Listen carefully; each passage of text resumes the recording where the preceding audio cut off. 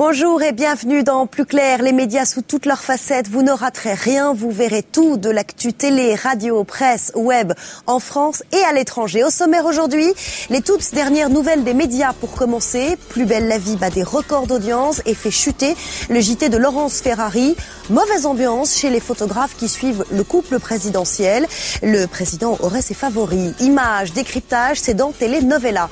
Vous retrouverez le zapping de la semaine. Vous avez rendez-vous avec nos critiques TV. Cette semaine, il passe au crible le nouveau rendez-vous de TF1. Une matinale, ou plutôt une grasse matinale. 10h, le MAG, présenté par Julien Arnaud et Sandrine Quétier. Notre tour du monde avec Christophe Beaugrand, avec cette semaine la télé anglaise qui dérape avec la très mauvaise blague d'un animateur de la BBC et aussi des people en prison. Dernière invention de la télé-réalité, c'est dans le Média Planète. Les élections américaines à la télé française, c'est dans notre cahier de tendance. Et bien sûr, nos invités. Bibiane Godefroy, elle est directrice des programmes d'M6. Le dîner presque parfait tous les jours en fin d'après-midi est un carton et c'est devenu le cauchemar de TF1. Une avant-soirée qui marche fort, bientôt à 20h. Elle nous dira quelle est la stratégie de la chaîne dans les semaines qui viennent. Et puis Michel Drucker, le pilier de France 2, il fête demain la 400e de Vivement Dimanche. Avec de nombreux animateurs de France 2, nous étions dans les coulisses du tournage. Et que pense Michel Drucker de la tempête qui secoue France Télévisions aujourd'hui? Nous allons lui demander. Mais d'abord, la nuit américaine. Les médias du monde entier se sont mobilisés pour vivre en direct la victoire de Barack Obama. Décompte, suspense, émotion. En la matière, CNN s'impose comme la chaîne leader aux États-Unis comme en Europe. Moyens et dispositifs exceptionnels. Nous avons passé cette nuit historique avec le correspondant permanent de CNN à Paris, Jim Bitterman. CNN has deployed correspondents around the world. Jim Bitterman est le correspondant de CNN à Paris depuis 1980. Mardi soir, il débarque au siège d'une grande marque de champagne, sponsor de la soirée électorale de CNN. Jim couvre les élections américaines depuis 1972, mais celle-ci est particulière. Non, il y a une campagne qui dure 2 années, presque 2 ans. C'est incroyable. Et ce soir, c'est le fin. Jim Bitterman va intervenir toute la soirée en direct sur CNN International qui émet dans le monde entier. Regarde ça. C'est la liaison avec les États-Unis. Oui, exact. Il va interviewer des PDG et des personnalités du gouvernement français. La première, c'est Ramayad, la secrétaire d'État aux droits de l'homme. Avant le duplex, petit briefing. I know that everybody is really happy to see that Barack Obama could be the next US president. On va commencer sur le caméra. Et à 20h15, c'est la première prise d'antenne. We have one of the French cabinet ministers, Ramayad, who is the minister for human rights. Sans surprise, l'interview portera essentiellement sur les minorités raciales. Okay, thank you so much. That was great. Quand CNN vous demande pour une interview, vous acceptez tout de suite? Pour un moment comme ça, en matière de politique étrangère, ça aura des conséquences, donc ça me semble normal. Mais c'est la première fois qu'il m'interroge sur des histoires de couleur de peau et de minorité. Mardi soir, CNN International avait 35 correspondants dans le monde entier. Alors forcément, pour Jim, il y a eu quelques problèmes techniques et quelques sueurs froides. Nikki, I am not hearing CNN International. No, hey Nikki, the problem's in Atlanta. We have got to know that sort of thing ahead of time. This is a 3-minute hit they're at. Et en plus, la prochaine invitée, la ministre de l'économie Christine Lagarde, est en retard. Bonsoir, c'est Nikki de CNN. Je voulais juste savoir si vous étiez à quelle distance. Pas de ministre, tant pis. Jim Bitterman prend l'antenne tout seul et brode sur l'enthousiasme des Français. I have never seen. It's amazing the amount of press coverage. Even as I'm speaking to you, Fanula, I'm being filmed by one of the French channels here who are following the exploits of American television. Finalement, Christine Lagarde arrive avec 1 heure de retard. Deliver on my word. Oh, fantastic. I wish that the Americans were too good at delivering candidates for president. And whoever is elected tomorrow will be clearly involved in the process of redesigning the financial architecture of our economies. À 23h, à Paris, aucun chiffre ne filtre encore. Mais dans la salle, nous apercevons quelques journalistes connus. Alors on tente de prendre la température. C'est juste une sensation que ça va être assez massif. Une espèce un raz-de-marée, je ne sais pas si c'est le mot, mais voilà, c'est ça la vibration du moment. Un raz-de-marée, Obama. Obama. À minuit, pour Jim Bitterman, la soirée de travail s'achève. Ils vont prendre l'antenne aux États-Unis et pour la réaction, ça sera demain matin. Exceptionnellement, pour l'élection, CNN International cède la place à CNN USA qui sera diffusée dans le monde entier. Et pour sa nuit électorale, la chaîne Tout Info a réalisé la meilleure audience de toute son histoire, 13,3 millions de téléspectateurs rien qu'aux États-Unis. Il faut dire qu'elle a mis le paquet sur les nouvelles technologies, images en 3D, écran tactile et le clou du spectacle, des reporters qui apparaissent en hologramme sur le plateau. Hi Wolf. All right, big round of applause. We did it. There she is. Mais pour éviter l'erreur de 2004 où John Kerry avait été donné gagnant, les grandes chaînes ABC, CBS, NBC, Fox et CNN ont attendu des résultats fiables à 100%. À 5h du matin, heure française, le résultat tombe. It's a moment that potentially could be rather historic.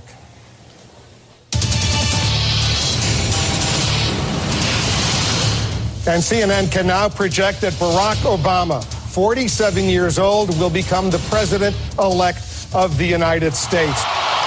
We will get there.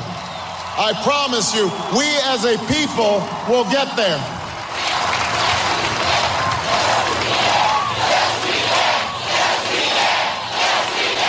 Deux heures plus tard, à Paris, nous retrouvons Jim Bitterman qui a passé la nuit devant sa télé. Première réaction à chaud.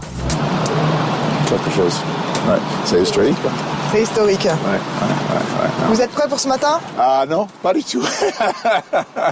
Mercredi matin, le correspondant de CNN était l'invité de Marc-Olivier Fogiel sur Europe 1. Et à quoi va ressembler l'Amérique de demain avec Barack Obama? Bonjour Jim Bitterman. Bonjour Marc-Olivier. Et à la sortie du studio, Jim Bitterman nous confie finalement que c'est l'élection la plus émouvante de toute sa vie. C'est incroyable, c'est incroyable. Moi j'étais en Inde ce matin. Quand j'ai vu Obama devant la foule à Chicago, la ville natale, c'était une émotion énorme.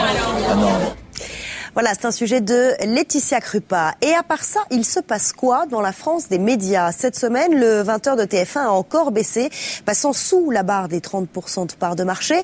Pendant ce temps, à la même heure, Plus belle la vie fait un carton sur France 3. Coup de gueule des photographes de l'Élysée, il y aurait du favoritisme dans l'air. Qu'en pense le photographe visé, l'ex-paparazzi Pascal Rostin? C'est dans Telenovela, préparé par Raphaël Bayot, François Saltiel et Christian Desplaces.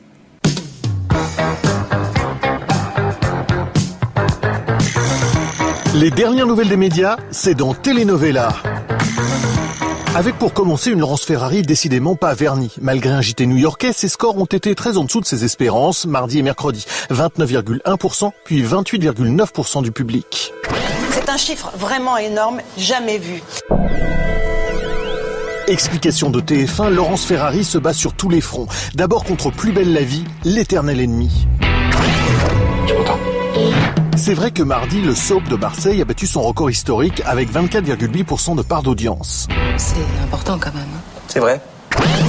Mais Plus belle la vie, en grand méchant loup, c'est aussi une excuse bien pratique. TF1 avait envie de trouver des explications aux contre-performances de son journal, de son nouveau journal, qui soit extérieur au journal lui-même. Et Plus belle la vie, l'augmentation de l'audience, c'était une belle explication.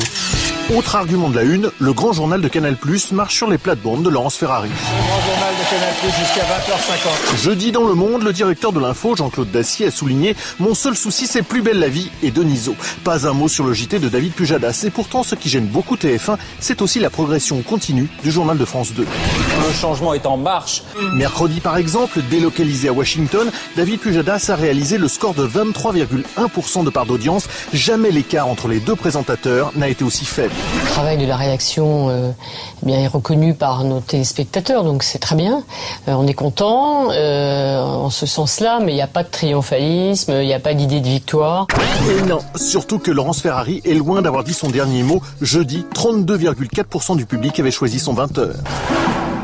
La bonne audience de la semaine, c'est Non élucidé, nouvelle émission de faits divers de France 2, produite et animée par Arnaud Poivre d'Arvor. Le petit Jonathan Coulon, 10 ans et demi, disparaît d'un centre de vacances sans laisser de traces. Le concept, un retour de 80 minutes sur une enquête criminelle non élucidée, bien sûr. Résumons, Jean-Marc. Avec 17,9% de part de marché, la chaîne doit être contente. Une nouvelle émission qui marche sur le service public, ce n'est pas si fréquent depuis la rentrée. Alors pour l'instant, j'attends d'avoir les responsables de France 2 au téléphone. Écoutez, j'espère qu'ils sont heureux parce qu'il y a de quoi l'être. Mais aucun indice d'une quelconque satisfaction de France 2. Selon nos informations, 3 autres non élucidés auraient été commandés, puis annulés. La balle est dans le camp de France 2 et j'espère qu'ils vont pas nous lâcher en route. Bref, si l'émission du fils d'Arvor ne revient guère à l'antenne en 2009, cela restera un mystère de la programmation à élucider. Pascal Rostin serait-il le photographe chouchou de l'Élysée? En tout cas, il agace ses petits camarades. D'après l'Express, la très sérieuse association des journalistes accrédités à l'Élysée s'est plaint au monsieur comme du président Franck Louvrier. Pascal Rostin aurait tout le temps accès au couple Sarkozy et ne laisserait pas assez de place aux autres. Il y a toujours eu des photographes qui ont eu une relation particulière. Le président Mitterrand, c'était Claude Azoulay. Le président Chirac, c'était Benoît Gizimbert et Jean-Claude Deutsch. Et Nicolas Sarkozy, c'est Pascal Rostin. Et Nicolas Sarkozy, de temps en temps, c'est Pascal Rostin, c'est Élodie Grégoire et tous les photographes de la presse présidentielle qui le suivent. Finalement, Franck Louvrier a répondu à l'association dans une lettre. Depuis l'arrivée de monsieur Nicolas Sarkozy, le nombre de parutions photographiques s'est multiplié, ce qui doit à l'évidence réjouir la profession. Et toc! C'est pas non plus une affaire qui mérite qu'on y passe des heures. Merci, au revoir. Le futur ex-anonyme de la semaine, c'est Joe, héros de Non-Stop Joe, une télé-réalité diffusée à la télé, mais pas que. Non-Stop Joe, pendant 30 jours, on peut tout lui demander. Bon, pour comprendre de quoi il s'agit, on est allé voir le QG de la production. Joe va être suivi 16 heures sur 24. À partir d'Internet, de votre mobile, vous pourrez décider ce que va faire Joe. En fait, 15 candidats se relayeront pour incarner Joe. Grâce à un site internet dédié, nonstopjoe.com, le public lui lancera des défis plus ou moins bonnets, comme par exemple... J'aimerais que Joe remonte les Champs-Élysées en trottinette. Bref, une sorte de tape à cap télévisé. Mais si le concept a fait le buzz dans les médias, c'est qu'il passera à la télé, sur le web et sur les mobiles. Selon nos informations, les diffuseurs en question seront MTV et SFR. Non-Stop Joe, ça commence le 20 novembre prochain. Mais Télénovelas, c'est fini pour cette semaine. Et gardez les yeux ouverts. Au départ, personne n'y croyait. Aujourd'hui, c'est un carton qui donne des surfroides à TF1. Mardi et mercredi soir, 17h50, un dîner presque parfait a battu son record d'audience et fait trembler la Starac. Un dîner presque parfait, c'est le succès d'M6 en Access Prime Time. Alors, est-ce que ça peut durer? Avec nous sur ce plateau, la directrice générale des programmes d'M6, Bibiane Godefroy. Bonjour. Bonjour et bienvenue sur le plateau de Plus Clair. Mardi, mercredi, un dîner presque parfait a réuni chaque soir environ 3 millions de téléspectateurs. C'est un record, tout simplement. Absolument. M6 qui a battu une nouvelle fois la quotidienne de la Starac sur TF1. Alors, est-ce qu'avec ce dîner presque parfait, vous êtes en train de tuer la Starac ? Je ne sais pas si on est en train de tuer la Starac. Je pense en tout cas qu'on est en train de réaliser une rentrée presque parfaite, notamment grâce à ce dîner qui bat des records d'audience pratiquement tous les jours et dont d'ailleurs les records s'accélèrent, je dirais, de jour en jour. Chaque soir, à 17h50, on est la chaîne la plus regardée, toutes les chaînes confondues. Donc effectivement, c'est un beau succès. La Starac peine un peu, mais nous ne sommes pas la seule chaîne en face. Offrir le meilleur des dîners possibles à 4 inconnus qui s'invitent et se notent à tour de rôle toute la semaine. C'est le concept d'un dîner presque parfait. Alors comment ça marche? La mécanique est très bien rodée. Nous nous sommes glissés dans les coulisses de ce tournage. Christelle Ploquin et Vincent Dupuis. Une fois n'est pas coutume, c'est aux Anglais qu'on a piqué une bonne recette. Non, pas de panique, pas une recette de cuisine, la recette d'un programme télé qui marche. Le concept du dîner presque parfait arrive du Royaume-Uni où Channel 4 vient de terminer la 5e saison de Come Dine With Me. Et le concept français est le même. Ils ne se connaissent pas et vont s'inviter les uns chez les autres. À l'issue de chaque dîner, l'hôte sera noté par ses convives sur 3 critères. Sa cuisine, sa décoration de table et l'ambiance de la soirée. Celui qui recevra la moyenne la plus élevée gagnera le titre de meilleur hôte de la semaine et la somme de 1 000 €. Garches, banlieue parisienne, il y a quelques semaines. Pour cet épisode pas encore diffusé, le tournage a lieu chez Estelle. Nous y étions, au menu ce soir pour les 4 invités jury, caille farcie et tiramisu. Dire que je ne me suis pas arrêtée, ça fait à peu près 4 heures que je suis en cuisine non-stop. Et c'est pas fini Estelle, il reste encore au moins 2 heures de préparation, toujours sous l'œil des caméras. Pour le tournage, c'est toute la maison qui se transforme en studio télé. Des équipes dans toutes les pièces, des câbles, des techniciens un peu limite Valérie Damido. Et pour la réalisation, la régie s'est planquée, on l'a retrouvée dans le garage. C'est d'ici que le réalisateur donne en direct ses consignes au caméraman. La sauce, on peut prendre, on peut faire des plans d'illustres, on peut survoler. Pendant ce temps-là, un journaliste note minute par minute tout ce qui se passe sur le tournage. Dans la maison, pas question de laisser Estelle perdre le rythme, la production la coach en la faisant commenter elle-même tout ce qu'elle fait.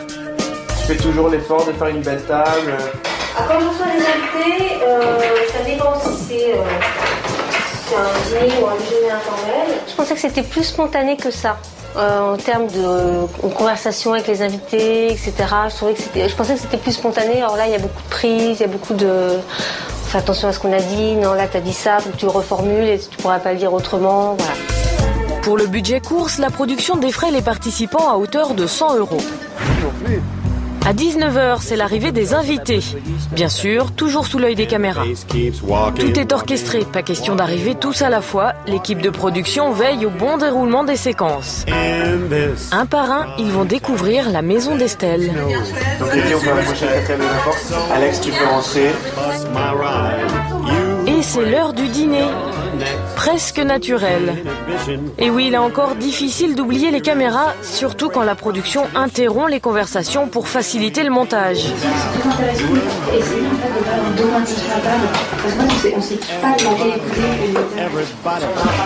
La séquence de l'entrée est terminée. Séquence suivante, le plat principal va-t-il plaire aux invités? Nous, on n'en saura pas plus, il faudra attendre la diffusion. Comme tous les chefs, M6 garde certains de ses secrets de fabrication. Des caméras omniprésentes, on voit que c'est assez formaté tout de même. Non, c'est absolument pas formaté. Justement, la caractéristique du dîner, je crois, une des raisons de son succès, c'est que c'est un reflet de la vraie vie. Alors bien entendu, pour pouvoir tourner ce genre de choses en aussi peu de temps, il faut beaucoup de caméramans, il faut un certain nombre de règles. Et je pense que c'est vraiment ça le succès du dîner. On fait quand même les conversations. C'est-à-dire qu'effectivement, on doit filmer. On est souvent dans des maisons ou des appartements assez petits où il faut mettre 2 ou 3 caméras. Donc ça nécessite un certain nombre de choses à refaire, mais on refait jamais que ce qui a été fait. Rien n'est écrit, tout est instantané, c'est la vraie vie. 3,1 millions de téléspectateurs, on l'a dit mercredi, c'est le meilleur résultat depuis le lancement de l'émission en février dernier. On a doublé les audiences sur la case. Et pourtant, au départ, personne n'y croyait vraiment à ce concept. Même moi, c'est-à-dire que je pensais que c'était un concept très très intéressant, très nouveau. Et M6 essaye en permanence d'innover, d'amener de nouveaux concepts à l'antenne. Donc on a mis le dîner presque parfait. On a aussi créé l'Access avec 100% Mac. Donc on a mis 2 nouvelles émissions à l'antenne au mois de février. Il y aura un an. Mais parce que l'année précédente, vous aviez pas mal galéré. Sur cette tranche horaire, il y a eu Popstar, Top Model, le jeu, on s'en souvient, présenté par Roland Magnan, Êtes-vous plus fort qu'un élève de 10 ans? Absolument. Qui ont été, on peut le dire, des flops. Qui ont été des échecs, mais pour une raison très claire, c'est que toutes les chaînes de télévision aujourd'hui doivent s'adapter à quelque chose de très nouveau, qui est la concurrence des chaînes de la TNT, qui progresse globalement d'1% tous les mois. Donc c'est une véritable révolution que la France subit aujourd'hui. Il fallait donc savoir quel était le téléspectateur qu'il fallait viser. Et pour M6, c'était surtout élargir son public. La chaîne de jeunes devait s'élargir un peu plus. Aujourd'hui, il faut intéresser tout à la fois ses cibles jeunes et également la famille. Et je pense qu'un des succès, la fameuse ménagère. En tout cas, avec un dîner presque parfait et 100% Max, c'est toute la tranche, 18-20, que vous avez reboosté. On a doublé l'audience en un an. Est-ce que c'est une stratégie pour lancer le fameux JT de 20h? Vous avez vu clair dans le jeu de M6. Effectivement, M6, on travaille toujours tranche par tranche. On va s'attaquer pendant l'année 2009 à la tranche de 20h, qui pour l'instant est une petite faiblesse de la chaîne. Donc on va créer le journal télévisé. Janvier 2009, trop tôt? Ce sera certainement pas janvier pour une bonne et simple raison que pour pouvoir faire ce JT, on crée un tout nouveau et très beau studio HD. La technique et la construction de ce décor feront que ce sera certainement pas avant mars. HD, c'est haute définition. Oui, donc pour l'instant, vous donner comme horizon mars. Vous nous avez parlé d'une réunion de préparation de travail en vue de ce JT qui va arriver en mars. Était-ce en présence du présentateur, de la présentatrice, du duo de présentateurs chargé chargé de ce JT. Si je savais quel est le présentateur, je serais très contente. Ça veut dire qu'il n'est pas présent à cette réunion. Ça veut dire qu'il n'est pas présent à cette réunion. Ça veut dire aussi que le choix n'est pas définitivement fait. Il y a beaucoup de monde qui a envie de faire ce journal. Peut-être vous, Charlotte, d'ailleurs. Mais... pourquoi pas? On a parlé de Christophe Ondelat, on a parlé de Maya Loquet, on a parlé de Guy Lagache, on a parlé d'Harry Roselmack. Finalement, est-ce que vous avez une piste sérieuse ou pas? Nous avons plusieurs pistes sérieuses. Le journal aura lieu 7 jours sur 7. Oui. Il faudra dire qu'il faudra plus un présentateur, il en faudra plusieurs. Et donc, nous avons plusieurs pistes très sérieuses. Parmi les noms que je viens de Vous n'avez pas cité tout le monde.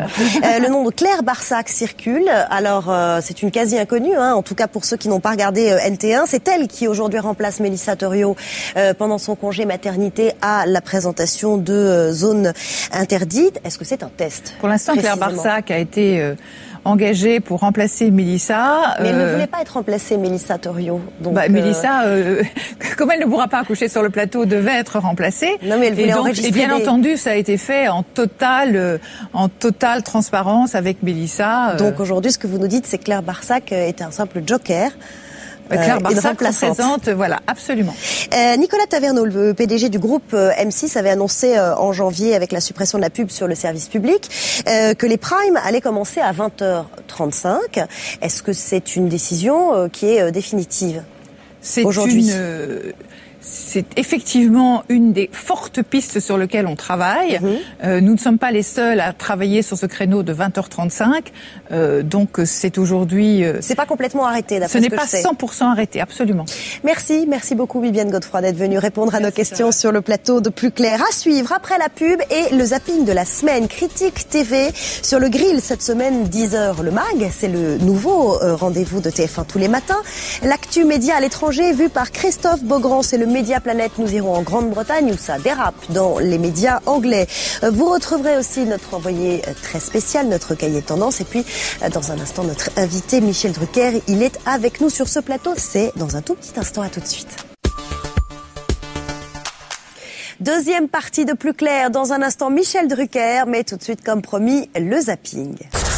Depuis jeudi, 10h du matin sur TF1, 2 nouveaux visages. Julien Arnaud, Sandrine Quétier, c'est le nouveau pari de la chaîne. Un magazine en concurrence frontale avec C'est au programme, l'émission de Sophie Davant sur France 2.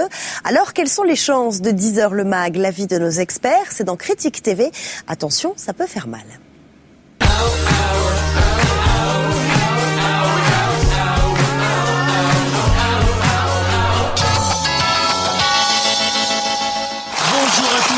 Bonjour à tous et bienvenue dans 10h le MAG. C'est donc un tout nouveau rendez-vous sur TF1 en direct, en public, pendant 1 heure.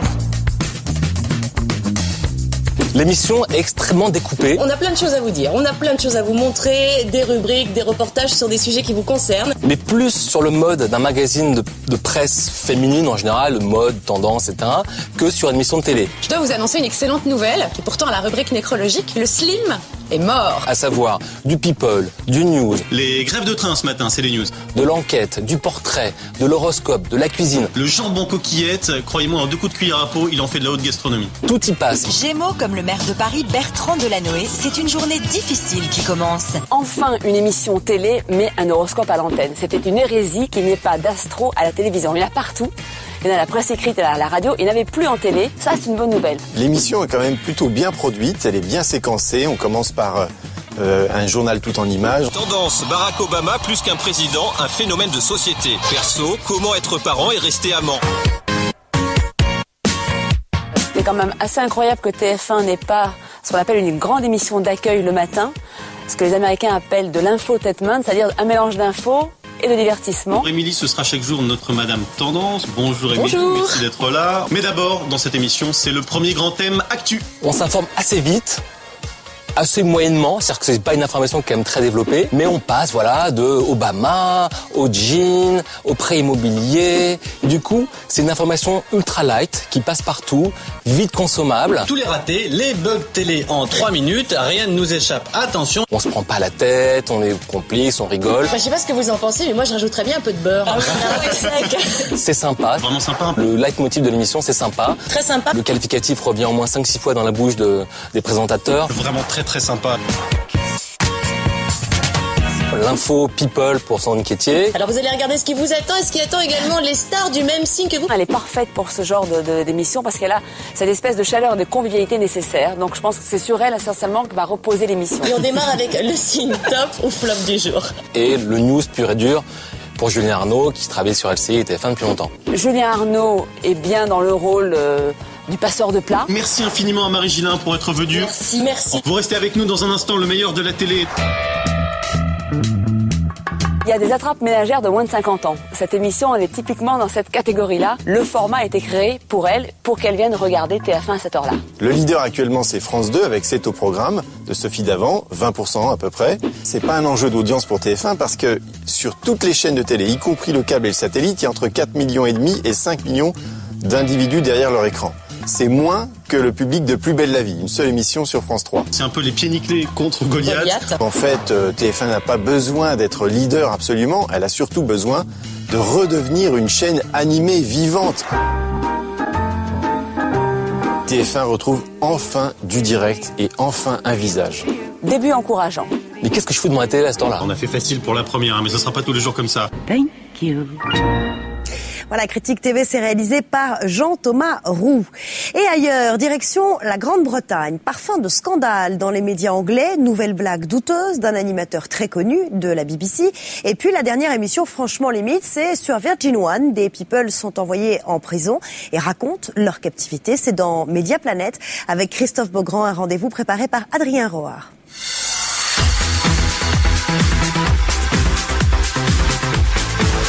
Bienvenue dans Mediaplanet, toute l'actu internationale des médias en moins de 5 minutes. Ok, nous allons commencer. Concentration. Exactement, concentration. Au programme aujourd'hui, son visage est à la une de tous les magazines du monde, Barack Obama. On vous présentera le top des couves les plus étonnantes.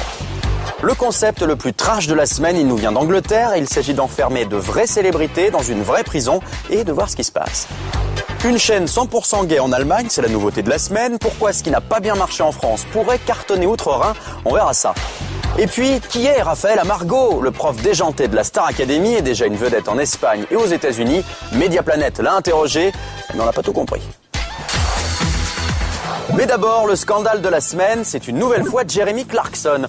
On vous avait déjà parlé de cet animateur anglais spécialisé dans les émissions automobiles à la BBC.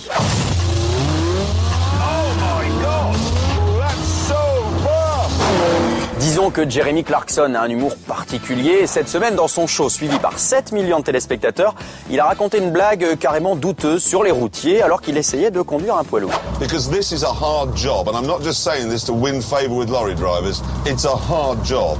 Change gear, change gear, change gear, check your mirrors, murder a prostitute, change gear, murder. Check your... That's a lot of effort in a day.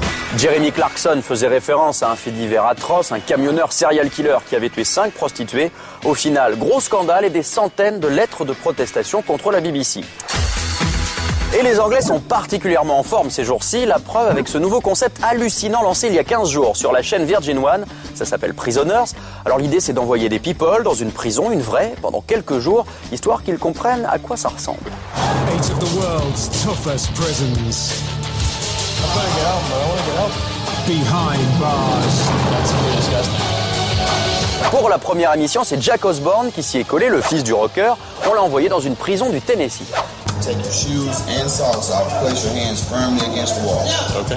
Alors l'objectif, c'est de comprendre les difficultés de la vie carcérale au quotidien. Au final, c'est pas forcément très agréable à regarder et la presse anglaise trouve ça plutôt shocking. La chaîne s'appelle Team, elle émet depuis le 1er novembre. Il s'agit de la première chaîne gay allemande, un canal 100% gratuit et exclusivement réservé aux hommes. Au programme, quelques séries extravagantes, des docus sur les vieilles chanteuses, des reportages sur l'art du bouquet, jusque-là tout va bien, mais aussi des émissions plus sérieuses. Zweiter Weltkrieg. Sind Sie homosexuell? Die unwürdige Jagd auf Homosexuelle in der Armee.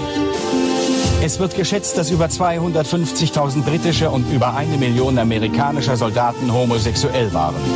Alors est-ce que cette chaîne va cartonner? On a posé la question à Pascal Ouzlot, c'est le patron et fondateur de la chaîne gay française Pink TV. Évidemment, je suis content quand je vois des projets de ce type qui naissent dans le monde. Ce qui est certain, c'est que les modèles en télévision et sur cette thématique-là, comme pour le reste, tâtonnent un peu au début avant de trouver leur équilibre financier. Bon, on voit qu'il y a une certaine ébullition autour de ça. C'est bien, ça va dans le bon sens. Mais en France, Pink a toujours des adeptes. Il faut dire que contrairement à Tim, il y a des films spécialisés tous les soirs. C'est un visage, un seul, qui apparaît sur tous les journaux du monde, celui d'un certain Barack Obama, ça vous dit peut-être quelque chose. De l'Afrique du Sud à la Croatie en passant par la Belgique ou l'Ouganda. Alors il y a les journaux qui n'ont pas pu boucler à temps, comme Die Welt en Allemagne par exemple, qui a publié une silhouette avec ce Good Morning Mr. President, et puis le quotidien belge Morgan qui vous propose une double couverture à retourner en fonction du gagnant. Et voici notre top 3 des couvertures qu'on a préférées à Mediaplanet. Jeu de mots pour le Daily Mirror en Angleterre avec Gobama. Jeu de mots suite pour l'Ottawa Sun au Canada et juste une onomatopée, bam. Et puis notre préféré, c'est l'Evening Standard et la photo so glamour du nouveau couple présidentiel. Ah, ça fait rêver.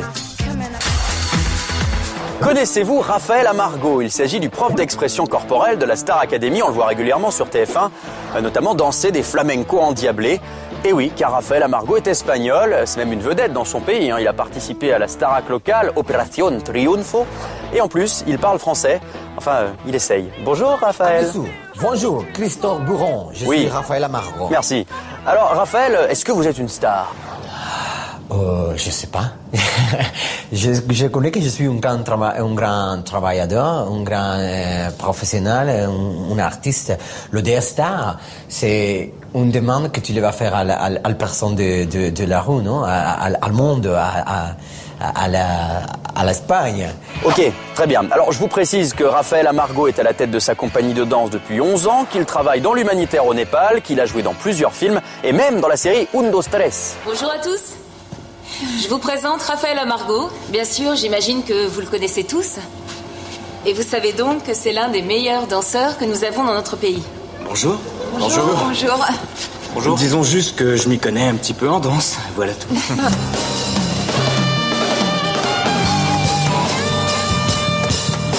Mais alors Raphaël, pourquoi venir en France? Je voulais que la France connaisse vraiment à Raphaël Amargo pur, artiste, forte, énergique et sur la scène pour manger le public, non? Très bien, il veut donc nous manger. Il prépare en ce moment un spectacle avec sa compagnie madrilène. Ça va être super. Allez, à la semaine prochaine dans Mediaplanet. Olé! Michel Drucker doit faire des envieux à France 2 avec une popularité qui ne se dément pas et un anniversaire, la 400e de Vivement Dimanche, c'est demain. Émission spéciale avec de nombreux animateurs de la chaîne. Il nous a ouvert les coulisses de son émission et nous allons aussi lui demander comment il réagit aux critiques répétées contre sa chaîne France 2. Michel Drucker, bienvenue sur le plateau de Plus Clair et bonjour. Merci de m'accueillir. Cette émission de demain, c'est une émission très spéciale, la 400e de Vivement Dimanche. Mais pas seulement, vous en avez profité pour fêter l'anniversaire de nombreuses émissions et animateurs de France 2. Vous avez invité qui? Eh bien, ceux qui ont la chance, comme moi, d'être là depuis très longtemps et de s'être inscrits dans la durée, ce qui est le privilège du service public. Il y a donc la 1000e de Pujadas, il y a la 1000e de Théo Café, Catherine Sellac, il y a les 10 ans du Grand Cabaret de Sébastien, il y a les 15 ans de La Rue, les 15 ans de Taratata, les 20 ans de Fort Boyard et les 400 éditions de Vivement Dimanche. C'est pas mal quand même. Tous en même temps, vous n'avez pas eu trop de problèmes d'ego à gérer? Non, pas du tout. Mais il y en a qui ont préféré qu'on tourne sur leur plateau dans l'heure juste. Et on était sur le plateau de Nagui et Taratata. Pujadas nous a ouvert les portes du journal, de son équipe, de la rédac, de son fauteuil. Et on a reçu la directrice de France 2, Arlette Chabot. Patrick Sébastien, Jean-Luc Delarue, Olivier Mine, Sophie Davant, j'en oublie, autant d'animateurs réunis en tout cas. Notre envoyé très spécial, Raphaël Baillot, ne pouvait pas rater ça et elle s'est faufilée dans les coulisses de l'émission le jour de l'enregistrement, c'était mercredi. Elle a essayé d'avoir des infos exclusives sur vous, Michel Drucker. L'envoyé très spécial est attendu d'urgence dans les coulisses de Vivement Dimanche, mercredi au Studio Gabriel à Paris. Une émission spéciale avec 10 bougies sur le gâteau. 10 ans, c'est passé vite, 10 ans. Et si, Michel, et pour l'occasion, vous aviez invité d'autres présentateurs de France 2 qui, coup de bol, fêtaient aussi plein d'anniversaires. 10 ans à fêter, c'est pas mal. Pour les 20 ans de Fort Boyard. On vient fêter le 1000e numéro du journal de 20h présenté par David Pujadas. Et France 2 sait y faire pour que les médias parlent de Michel Drucker. Il y avait des photographes. Vous êtes d'une agence, par exemple? Je suis d'une agence. De quelle agence? L'agence Elliott. Et vous? Alors je fais le tour de tout le monde, vous travaillez pour CIPA Presse, là, il y a des photos qui partent partout dans tous les journaux, les journaux de télévision, la presse People et tout le reste. Très bien. Et vous, alors vous travaillez pour qui? Je travaille pour Visual. Je travaille pour la chaîne, pour France 2, pour le Parisien. Il y avait même d'autres émissions sur les médias. C'était ma télé sur TPS. Pour Média Magazine. D'accord. Vous faites quoi comme sujet? Michel Drucker. Ouh là là, va falloir faire mes preuves face à la concurrence. Et du coup, je me suis lancé un défi, trouver des nouvelles infos jamais révélées sur l'homme au canapé rouge. Ni une ni deux, je commence en alpaguant le rare Jean-Luc Delarue, venu fêter les 15 ans de Ça se discute. Je tente de trouver des infos inédites sur Michel Drucker. Bonne chance. C'est difficile. Bonne chance. Michel dit lui-même qu'il est vendu avec le poste, ce qui signifie qu'il appartient au public. Je pense qu'il n'y a rien de chez Michel qui cache au public. Ok, j'ai l'impression que ça va pas être facile, mais courage, direction les loges pour soutirer de l'info à Arlette Chabot. Le grand rêve de Michel Drucker, tout le monde le sait, et le grand regret, ça aurait été de présenter le journal télévisé de 20h. Aujourd'hui, on a Marie Drucker, donc peut-être que par procuration, il satisfait cette envie. Michel Drucker qui rêve de JT, en voilà un bon tuyau. Merci Arlette. Mais encore plus surprenant, cet autre talent caché de Michel. C'est un homme qui me fait énormément rire. Par exemple, qu'est-ce qu'il raconte de si marrant? Entre les imitations qu'il est capable de faire. Là, vous m'intéressez beaucoup. Il imite qui? Ça vous n'aurez pas. Ça vous n'aurez pas parce que j'ai prévendu ça pour Téléma Télé. Ah bah non, c'est pas du jeu ça, Olivier. Heureusement, j'ai réussi à en savoir plus grâce à Jean-Pierre Coff. Il imite pratiquement tout le monde. Alors il imite qui? Il imite, je sais pas, il imite Johnny formidablement bien, il imite tous les chanteurs, tous les gens qui voient. Un puits d'infos croustillantes, ce Jean-Pierre. Il m'a livré un autre scoop. Il mange de l'andouillette, il mange du saucisson, il mange du pâté. Et pour moi, c'est pas du tout l'ascète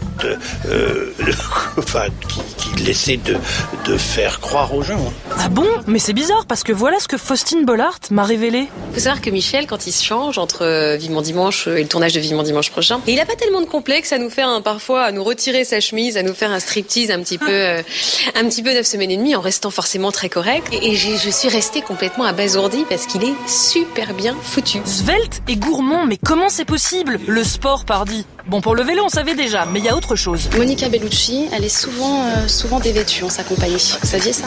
Non, pourquoi? Tout simplement parce qu'ils font de la piscine ensemble. Ah, intéressant. Ils s'attendent à quelque chose de plus coquin, mais non. Ils sont partenaires de natation. Voilà, ils font de la natation ensemble, mais avec Vincent Cassel aussi. Donc, les choses soient très claires. Voilà, exactement. Bon, sinon, je vous aurais bien montré le plateau, mais l'accès était très limité. Allez, résumons plutôt nos infos sur Michel Drucker. 2 talents inassouvis, présentateur de JT et imitateur, plus 3 surprises. Il aime manger, il est bien fait, il nage avec Monica Bellucci. Ça fait 5 infos inédites en tout. Mission accomplie, et à la semaine prochaine. Présentateur du 20h et imitateur. Ce sont vos... C'est pour les copains, ça. Parce que je me risquerais pas, maintenant qu'il y a Canteloup et maintenant que je connais Laurent Gérard, mais ils m'ont bien inspiré. Et puis, présentateur de 20h, c'est vrai. C'est mon grand regret. Je rate pas la grande messe de 20h. Je regarde beaucoup les infos, toutes les chaînes d'infos. iTélé, LCI, CNN. Mais maintenant que Marie, comme l'a dit Arlette Chabot, que ma nièce Marie est là, je crois qu'elle va faire ça très bien. Sur le plateau de Vivement Dimanche, les sketchs d'Anne Roumanoff et les imitations de Nicolas Canteloup deviennent, je trouve, de plus en plus corrosifs. Est-ce que ça vous a valu des ennuis récemment avec les personnes qui sont égratignées sur votre plateau? Non, alors pas du tout. Personne n'est épargné, en plus, pas même le président de la République. Bien sûr, Surtout pas le président de la République. Oui, mais Anne Roumanoff, vous savez, on la connaît depuis longtemps, elle a travaillé avec nous, elle a cherché des formules, et un jour, je l'ai vue sur scène avec Françoise Coquet, et elle faisait Radio Bistrot. Oh, j'ai dit, là, on tient un truc. Je dis, mais pourquoi tu t'appellerais pas Madame On ne nous dit pas tout? Tu arrives un peu éméché, et le personnage de pilier de bistrot, surtout une femme, elle peut tout dire. Vous rappelez très souvent à propos de Vivement Dimanche que vos patrons de l'époque vous ont laissé un an, enfin vous ont laissé du temps pour vous installer. Heureusement, parce qu'on a ramé pendant un an. Est-ce que ce serait encore le cas aujourd'hui, vous croyez? Moi, je pense qu'on laisse du temps. Regardez, Taratata, on lui a laissé. La preuve, 15 ans, c'est au programme 20 ans. Sébastien, tous ceux qui sont là, Philippe Lefebvre, Des mots de minuit, Catherine Sellac. Eux, ils sont là depuis 10 ans, mais aux nouveaux, ceux qui arrivent aujourd'hui, on leur laisserait le même temps? Je crois. Oui. Moi, je pense. Regardez, Vous pensez que c'est le cas avec Julien Courbet, par exemple?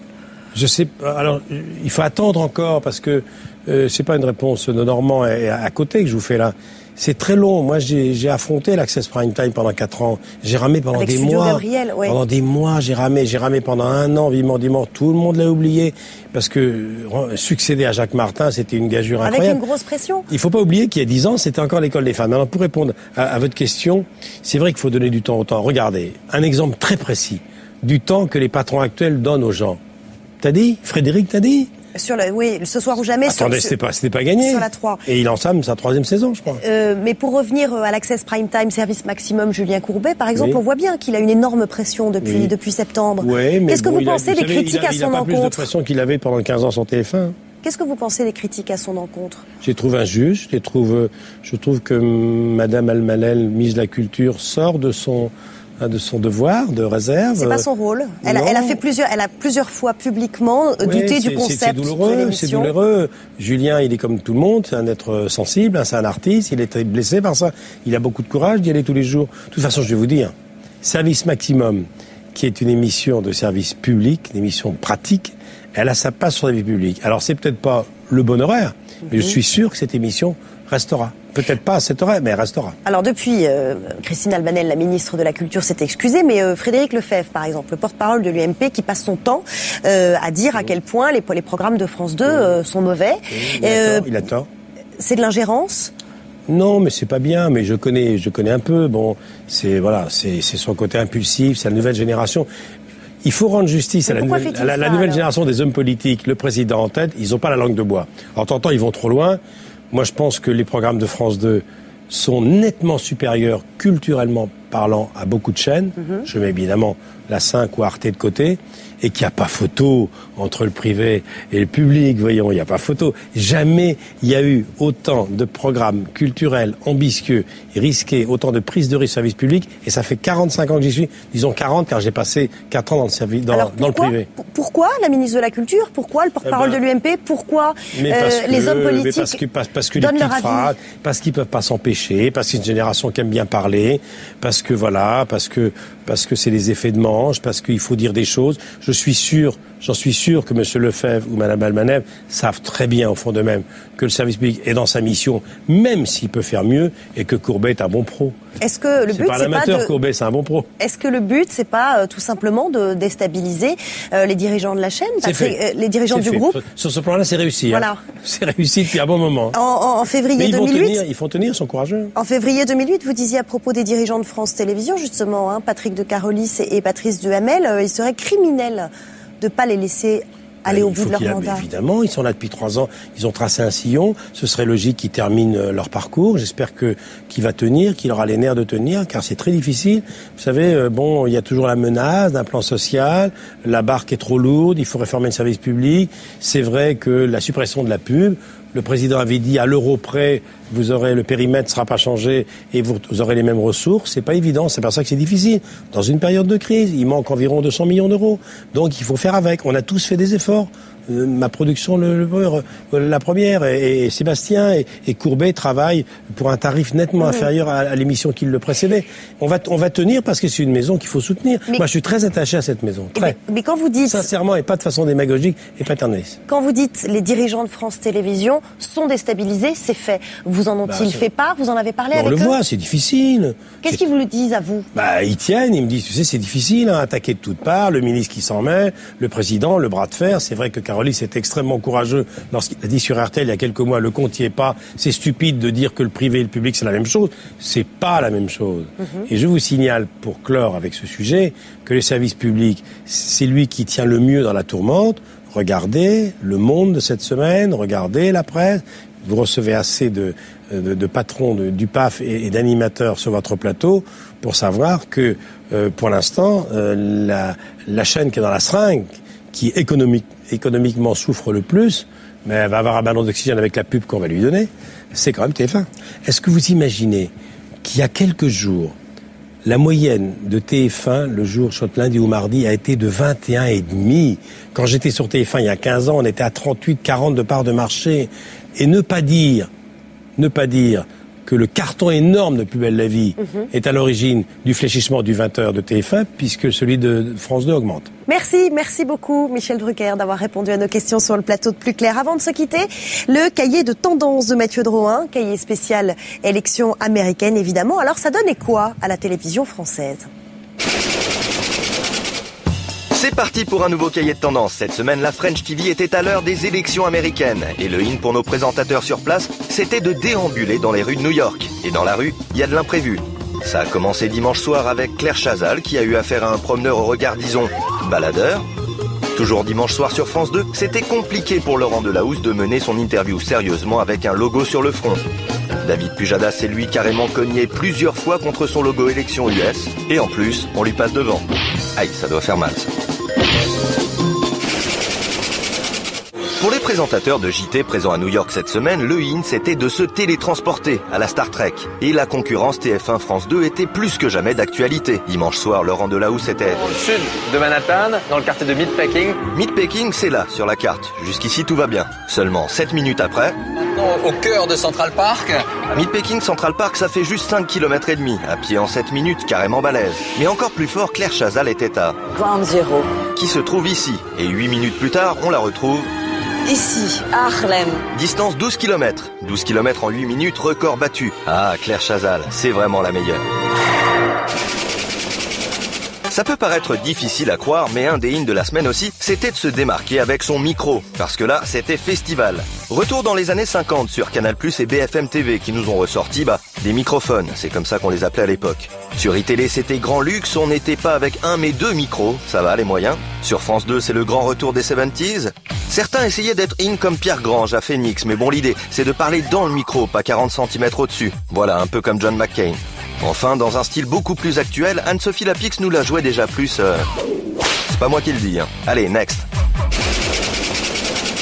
Et le out est attribué aux différents ratages de la semaine. C'est parti pour le top 3. On commence avec la voix off d'Euronews qui avait des problèmes de réglage avec son humour. C'était mardi soir. Enfin, nous avons un petit problème. Nous avons un noir à l'antenne, justement, comme on l'appelle. Ah ouais, excellent. En 2, on avait sur iTélé un petit problème de format d'image. Regardez bien la tête de ce présentateur, Thomas Joubert. Attention, 3, 2, 1. Ah bah ouais, là il y avait clairement un problème de format. Et le number one... Voilà pour l'essentiel de... direct. Et la galanterie ? Allez-y Marie. Voilà. Dimanche, Laurent Delahousse et Marie Drucker s'en mêlaient pour prendre la parole sur le JT de France 2. Faut dire, il y a de quoi être crevé avec tous ces décalages horaires. Allez, see you next week. Voilà, Plus Clair, c'est fini pour aujourd'hui. Vous pouvez retrouver l'émission sur canalplus.fr. Rendez-vous même endroit, même heure samedi prochain. C'est en clair et c'est à 12h45. Bon week-end, bye bye.